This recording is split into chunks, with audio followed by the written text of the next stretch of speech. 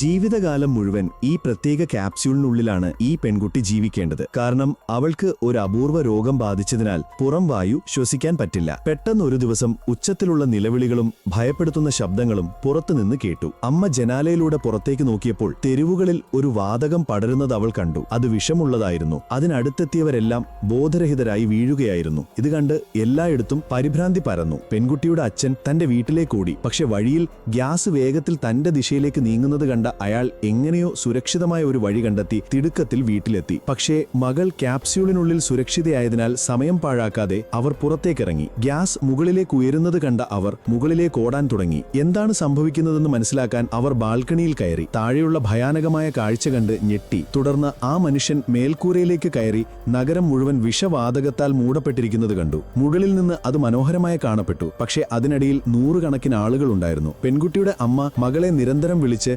സാഹചര്യം മനസ്സിലാക്കാൻ ശ്രമിക്കുന്നുണ്ട്.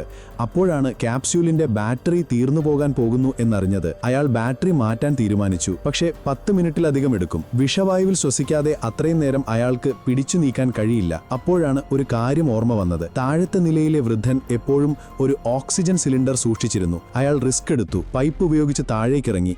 പെട്ടെന്ന് ആ നിലയിലെത്തി ജനൽ തകർത്ത് വൃദ്ധന്റെ വീട്ടിലേക്ക് കയറി. വൃദ്ധൻ മരിച്ചു കിടക്കുന്നതായി അയാൾ കണ്ടു. ഓക്സിജൻ സിലിണ്ടർ തിരയാൻ തുടങ്ങി.